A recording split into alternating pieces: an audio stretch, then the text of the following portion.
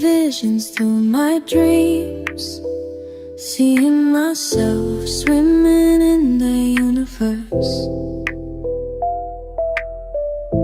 My ancestors gave me gifts to read cards, predict and heal. My name is Daphne, but spirit calls me Babylon. Angels communicate through numbers. Intuition is so deep.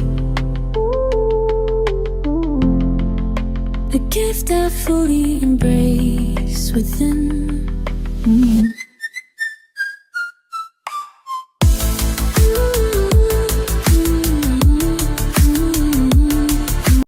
Hi everyone! Welcome po sa inyong Almost Personal Readings.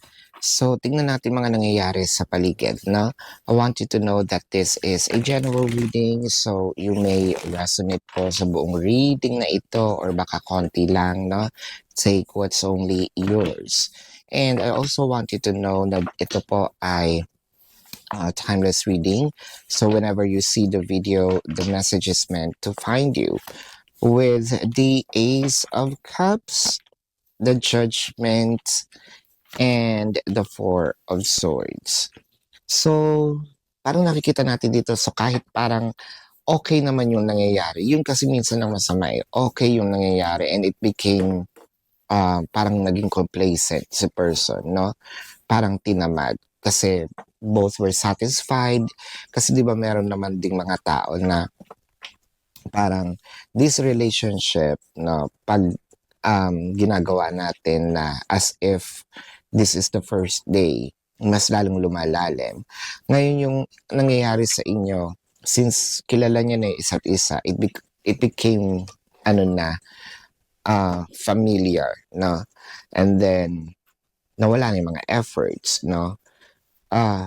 Karamihan ng relationship ganyan, no? Pag parang nasasabi sa una lang magaling, no? Tapos pag lumaon, hindi mo na alam kung ano na bang klaseng relationship ito. Romantic pa ba? Housemates ba kayo? Or, magkaibigan, magkapatid, no? So it felt like someone here is trying to bring back the old flame, the old spice, yung fire, no? With the Four of Swords clarified with the Ace of Cups and the Nine of Wands. So someone here is trying parang opening the door to, can we go back doon kung paano tayo nagsimula, no? Paano natin aayusin yung mga bagay-bagay, or paano natin sinimulan, no? Parang meron pa nga dito, let's go back to our first, kung saan tayo nagpunta, yung first out of town. It can be the first date, no? Kainin natin yung first meal, whatever the first, parang ganon.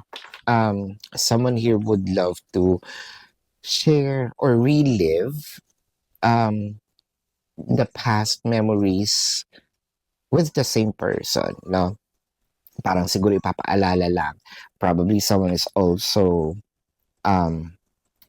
parang ipapakita yung old pictures, no? Ito yung mga napuntahan natin, na naalala mo ba yung ganyan, no? So, with the Seven of Cups and the Queen of Cups, meron ditong isa satisfied.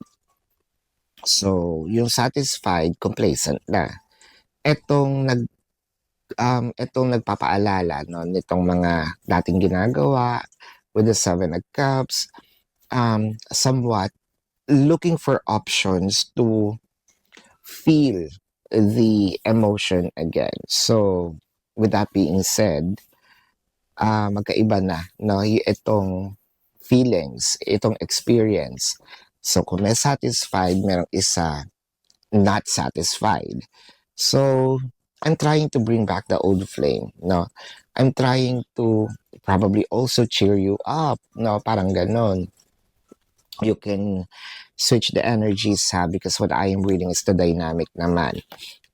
With the Five of Cups and the Strength card. So, I don't know if someone here is grieving with, lost of a someone, probably na nawala ng gana, so I'm here to cheer you up, or probably nawala ng malaking pera, natalo sa kung saan. Someone is very down right now, whether this is spiritually, emotionally as well. So parang itong person naman na ito, na nag-cheer up, is parang wants to, yun lang yung siguro, yun lang yung way niya para makatulong, no, to lift someone else's spirit, especially the person that they love. With the Five of Cups clarified with the High Priestess and the Six of Pentacles. Mahirap din para sa doon sa nag-cheer up, no, dahil sabihin natin, I've never done this before.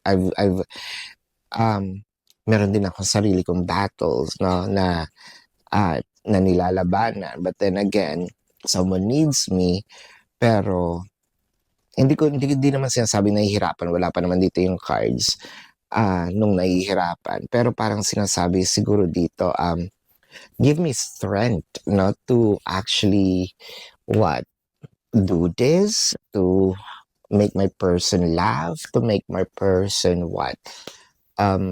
see a brighter side, could be. Let's see some more cards. With the Six of Swords, the World card, and the Four of Wands. Kung ikaw yung nandun sa part, or ikaw nandun sa place ng nag-cheer, ipagpatuloy mo lang. You may be having some challenges. It's not really, I don't want to say it's not really hard, pero kumbaga, syempre, intindihin na lang natin, it could be a grief of losing a thing, or probably, may accident, what have you. It's hard to cope up. But then again, with someone na parang always there for you to either guide you, cheer you up, probably just listen, I feel like you are really a great help, no, to your person. May movements naman kasi with the Six of Swords. Actually, siguro kung wala ka, mas super down sa person, you might not see the improvements because feeling mo nga kasi wala. Pero kapag ikaw pa yung nawala dun sa feeling niya, it felt like, guguho talaga yung mundo niya. So, dadating din naman yung time, the World card, no, iikot din naman siya.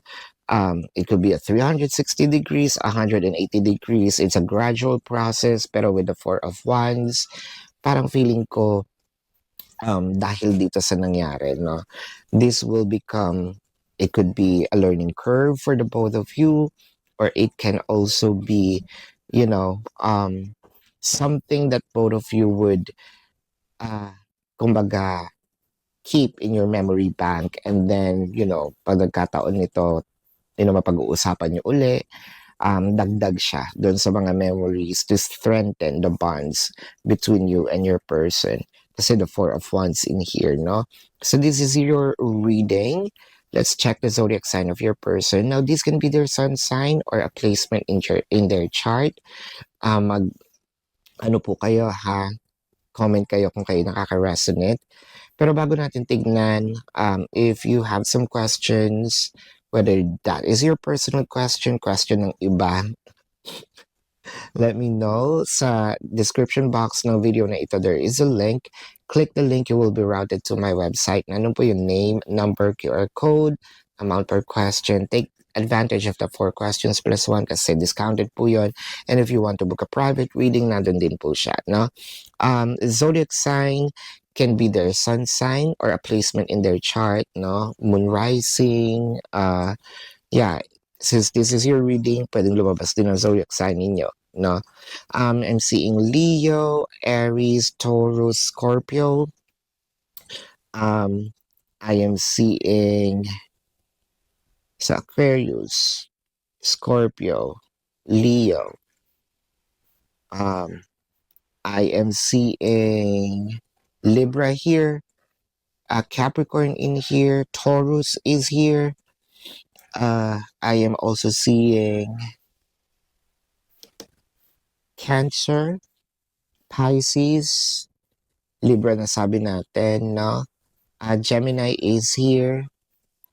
Yeah, so this is your reading. Maraming salamat. Love and light. Namaste. See you po sa susunod na readings. Goodbye. You want the